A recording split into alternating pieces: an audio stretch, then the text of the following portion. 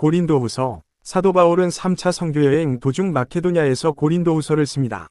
내용으로 보아 고린도전서와 시간차가 크지 않을 때 쓰여졌을 것입니다. 서신교환을 통해 고린도 교회의 문제를 해결하려고 했던 일이 실패했던 것입니다.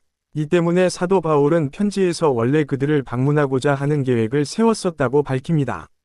그러나 방문이 성사되지 않았고 대신 디도를 통해 그들에게 편지를 써서 보냅니다.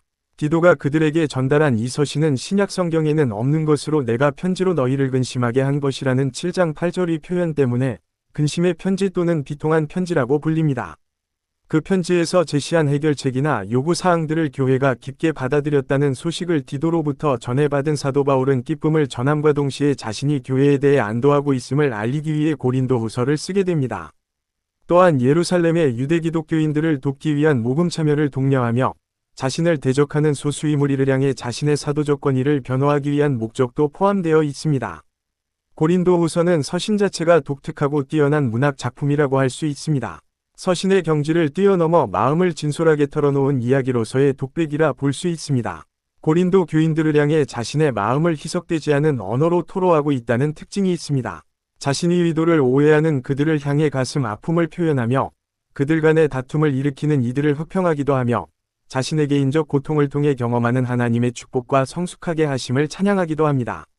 그런 가운데 놀랍게도 복음의 진수를 절묘하게 결합시켰다는 면에서 훌륭한 문학작품이라는 표현이 전혀 과하지 않습니다. 자신이 방문하는 대신 서신을 보내기로 결정했다고 말한 후 사도 바울은 자신의 상황에 대한 마음을 나누는데 그 내용의 핵심은 자신이 새 언약의 일꾼이라는 것입니다.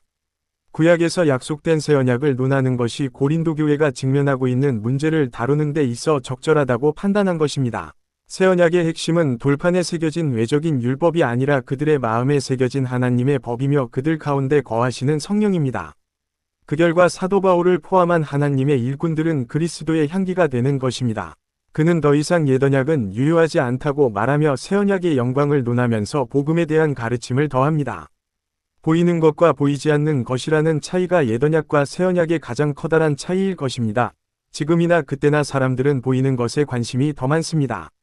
그러나 사도 바울은 우리가 주목해야 하는 것은 보이는 것이 아니요 보이지 않는 것이니 보이는 것은 잠깐이요 보이지 않는 것은 영원함이라는 사실을 분명히 합니다. 그러나 고린도 교인들은 외적인 것을 주장하는 일에 마음이 쏠려 있었으며 10에서 12장에서 언급된 큰 사도들의 가르침에 현혹되어 있었습니다. 이들의 잘못은 단순히 사도로서 사도 바울의 권위에 도전한 데 있는 것이 아니라 그가 전해준 복음의 진수를 왜곡하는 것이 더 큰 문제였던 것입니다. 그러기에 새 언약에서 새로운 마음이 그토록 중요한 개념인 것입니다. 사도 바울은 사도로서의 권위를 통해 서신의 마지막까지 강하게 경고합니다. 그는 예수 그리스도 안에서 그의 약하고자 함이 약함으로 이해되는 것을 원치 않았습니다. 우리도 그 안에서 약하나 너희에게 대하여 하나님의 능력으로 그와 살리라는 것이 그가 원하는 것이었습니다. 결국 중요한 것은 누가 옳은 자인가가 아니라 옳은 것 즉 선한 것을 행하는 것입니다. 서신에서 그들을 향해 강한 어조로 말하고자 했던 것은 그들을 넘어뜨리기 위함이 아니라 오히려 세우기 위함이며 그것이 바울에게 주신 사도의 권한임을 분명히 합니다. 우리도 이 서신을 읽으며 새 언약 안에서 새로운 마음으로 세움을 받기를 원합니다. 시청자 여러분의 구독과 좋아요는 영상 제작에 큰 도움이 됩니다.